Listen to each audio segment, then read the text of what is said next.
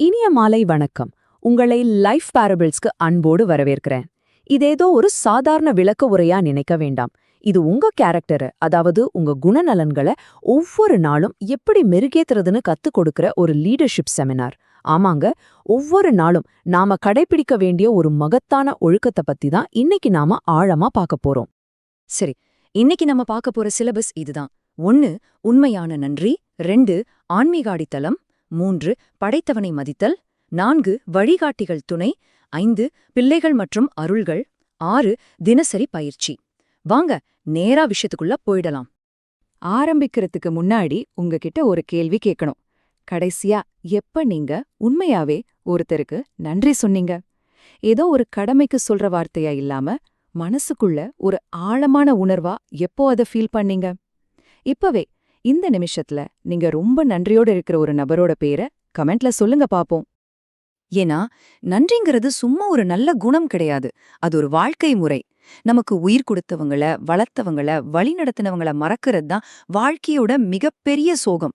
இந்த நன்றியுணர்வு மட்டும் உங்ககிட்ட இருந்துச்சுன்னா அது எல்லாமே மாத்திடும். அது எப்படின்னே இப்ப பாப்போம். இப்போ நம்மளோட முதல் முக்கிய பகுதிக்கு வருவோம். இதோட ஆன்மீக அடித்தளம் என்னங்கிறத பாப்போம். குர்ஆன் 14:17 ரொம்ப ஆழமான ஒரு வசனம் இருக்கு. நீங்கள் நன்றி செலுத்தினால் நான் நிச்சயமாக உங்களுக்கு அதிகமாக தருவேன். இது எவ்ளோ பெரிய உண்மை தெரியுமா? நன்றி சொல்லச் சொல்ல அருள்கள் பெருகும், அத மறந்தா எல்லாமே அழியும். என்னை நினையுங்கள், நான் உங்களை நினைப்பேன்னு குர்ஆன் சொல்றது, இறைவனை நினைக்கிறது தான் நம்மளோட உண்மையான அடித்தளம்ங்கிறத நமக்கு மறுபடியும் ஞாபகப்படுத்துது. இப்போ இந்த பாயிண்ட் கொஞ்சம் கவனிங்க. நம்ம ஆன்மீக தொடர்பு மத்தவங்க கிட்ட நாம காட்டுற நன்றில தான் அடங்கியிருக்கு. திருமதி ஹதீஸ்ல ரொம்ப தெளிவா சொல்லியிருக்கு, மனிதர்களுக்கு நன்றி செலுத்தாதவன் அல்லாவுக்கும் நன்றி செலுத்தாதவன்னு. ஒருத்தர் நமக்கு உதவி செஞ்சா அதை திருப்பி செய்யணும். ஒருவேளை முடியலையா அவங்களுக்காக மனசார துஆவாச்சும் செய்யணும்.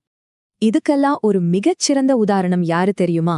நம்ம நபிகள் நாயகம் ஸல்லல்லாஹு அவங்கதான். இரவுல அவங்க கால்கள் வீங்குற அளவுக்கு நின்னு தொழுவாங்க.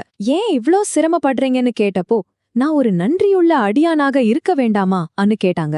பாத்தீங்களா, இதுதான் நன்றியோட உச்சம். கிடைச்ச பரிசுகளுக்காக மட்டும் இல்லாம அதை கொடுத்தவனுக்காகவும் நன்றி சொல்றது. இப்போ நாம பார்க்க போற 6 தூண்கள்ல முதல் 2 தூண்களை பத்தி பாப்போம். படைத்தவனை மதித்தல். முதல் தூண் அல்லாஹ். நீங்க கேட்காமலேயே உங்களுக்கு உயிர், மூச்சு, கருணைன்னு எல்லாமே கொடுத்தவன் அவன்தானே. நம்ம வாழ்க்கையில மிகப்பெரிய நன்றி மறதி என்ன தெரியுமா? அந்த படைச்சவனை மறக்கிறது தான். சரி, நீங்க தினமும் அனுபவிக்கிற, ஆனா பெரும்பாலும் அல்லாவுக்கு நன்றி சொல்ல மறக்கிற ஒரு அருட்கொடை என்ன? அது கொஞ்சம் கமெண்ட்ல சொல்லுங்க. இது நம்ம 2வது தூணை ரொம்ப அழகா விளக்குது. இமாம் இப்னு கையும் என்ன சொல்றாருன்னா, குர்ஆன்ல பெற்றோரோட உரிமைகள் அல்லாவோட உரிமைகளோட இணைக்கப்பட்டிருக்கு. அம்மா உங்களை தூங்க வைக்கிறதுக்காக அவங்க தூக்கத்தை தியாகம் பண்ணாங்க. அப்பா எவ்ளோ கஷ்டப்பட்டாலும் உங்க முன்னாடி வெளியே காட்டிக்கல. இவங்கள மதிக்கிறத நம்ம கடமை. அது நமக்கு கொடுக்கப்பட்ட சாய்ஸ் கிடையாது. உங்களுக்கான ஒரு சின்ன டாஸ்க் தரட்டுமா? இன்னைக்கே உங்க அம்மா கிட்டயோ அப்பா கிட்டயோ கால் பண்ணி பேசுங்க. சும்மா எப்படி இருக்கீங்கன்னு கேட்கறதுக்காக இல்ல. அம்மா அப்பா, உங்களால தான் நான் இன்னைக்கு உயிரோட இருக்கேன், ரொம்ப நன்றின்னு மனசார ஓப்பனா சொல்லுங்க. சரி, நம்ம பயணத்தை தொடருவோம். 3வது பகுதி, வழிகாட்டிகள் துணை. நம்ம 3வது தூண் ஆசான்கள். அலி இப்னு அபி தாலிப் ரதி அவங்க சொல்றாங்க, எனக்கு ஒரு எழுத்து கத்துக் கொடுத்தவனுக்கு கூட நான் அடிமைன்னு. இமாம் ஷாஃபி தன் ஆசிரியருக்கு முன்னாடி புத்தகத்தை ரொம்ப சத்தம் வராம மெதுவா திருப்புவார்களாம். ஏன்னா அறிவுதான் நம்ம வாழ்க்கையோட புது கதவுகளை திறக்கிற மிகப்பெரிய சாவி. உங்களை வளர்த்து விட்ட உங்க வாழ்க்கையை மாத்தின ஒரு ஆசிரியரை இப்போ நினைச்சு பாருங்க. அவங்களுக்காக இப்பவே ஒரு துவா செய்யுங்க. அது மட்டும் இல்லாம இன்னைக்கே உங்களுக்கு ஒரு வாய்ஸ் மெசேஜ் அனுப்புங்க. நீங்க தான் என் வளர்ச்சிக்கான காரணம்னு சொல்லுங்க. அப்படி அந்த நல்ல ஆசிரியரை நம்ம கமெண்ட் செக்ஷன்ல டேக் பண்ணிடுங்க. 4வது தூண் வாழ்க்கை துணை. குர்ஆன் 30:21 என்ன சொல்லுதுன்னா, அவன் உங்களுக்காக துணைகளை படைத்தான், உங்களிடையே அன்பையும் கருணையையும் வைத்தான். இமாம் கஸ்ஸாலி ரொம்ப அழகா சொல்வார், இறை நம்பிக்கைக்கு அப்புறம் இந்த உலகத்துல நமக்கு கிடைக்கிற மிகப்பெரிய அருட்கொடை ஒரு நல்ல துணைதான். இதோ உங்களுக்கான அடுத்த அசைன்மெண்ட்.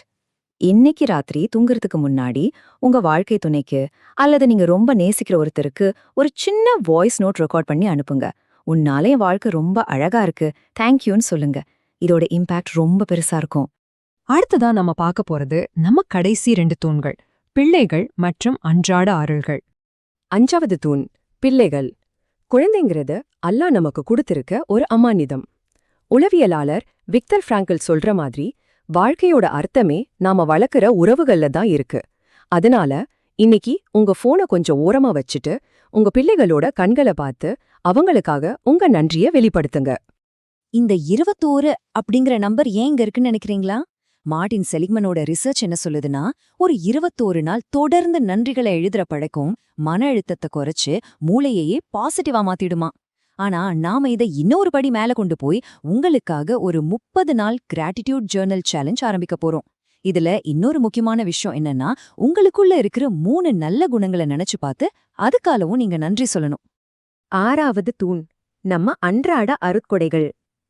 ஆரோக்கியம், பாதுகாப்பு, சாப்பாடு இதெல்லாம் இருந்தாலே உலகமே கிடைச்ச மாதிரிதான்னு ஒரு ஹதீஸ் சொல்லுது. கார்ல் யூங் சொல்ற மாதிரி நம்ம சுத்தி இருக்கிற அழக கவனிக்காம போறதுதான் மிகப்பெரிய சோகம்.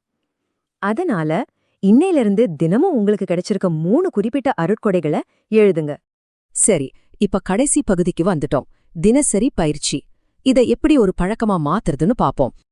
உங்களோட 30 நாள் சேலஞ்ச்கான ரொம்ப சிம்பிளான சிலபஸ் இதுதான். காலையில எழுந்ததும் போனை பாக்குறதுக்கு முன்னாடி 3 விஷயத்துக்காக அல்ஹம்துலில்லாஹ் சொல்லுங்க. மதிய நேரம் உங்க பெற்றோருக்கு கால் பண்ணுங்க. சாயங்காலம் உங்க ஆசான்களுக்கும் குடும்பத்துக்கும் துவா செய்யுங்க. ராத்திரி தூங்குறதுக்கு முன்னாடி மழையோட வாசனை, அம்மாவோட குரல்னு ரொம்ப நுணுக்கமான 3 விஷயங்களை எழுதுங்க. நான் சொன்ன இந்த 6 விஷயங்கள்ல நீங்க எதை இதுவரைக்கும் கவனிக்காம விட்டீங்கன்னு கொஞ்சம் நேர்மையா கமெண்ட் பண்ணுங்க. இப்போ அப்படியே மெதுவா உங்க கண்களை மூடிக்கோங்க. நான் சொன்ன எல்லாரையும் கொஞ்சம் நினைச்சு பாருங்க. உங்க நெஞ்சுக்குள்ள அந்த நன்றி உணர்வை முழுசா ஃபீல் பண்ணி ஒரு அல்ஹம்துலில்லான்னு சொல்லுங்க. ஒரு நாள் அல்லாஹ் கேப்பான், நான் உனக்கு எல்லாமே கொடுத்தனே, நீ நன்றியோட இருந்தியான்னு. அன்னைக்கு தலை குனியாம பதில் சொல்லணும்னா அதுக்கான ப்ரிப்பரேஷனை இன்னிக்கே ஆரம்பிங்க. இன்னைக்கு நாள் உங்களுக்கு ரொம்ப அமைதியான பாசிட்டிவான நாளா அமைய வாழ்த்துக்கள். இந்த விளக்குரை உங்களுக்கு பிடிச்சிருந்தா லைக் பண்ணுங்க, சப்ஸ்கிரைப் பண்ணிட்டு அந்த பெல் ஐகானை பிரஸ் பண்ணிடுங்க. அப்போதான் தினமும் சாயங்காலம் 6 மணிக்கு நம்ம வீடியோ உங்களை தேடி வரும். இந்த குணத்தை இன்னைக்கு ராத்திரியிலிருந்தே உங்க வாழ்க்கையில எப்படி கொண்டு வர்றதுன்னு கொஞ்சம் யோசிச்சு பாருங்க. அன்புடன் விடைபெறுகிறேன். அடுத்த விளக்குரையில் சந்திப்போம். இது உங்கள் லைஃப் பாரபிள்ஸ். ரொம்ப நன்றி.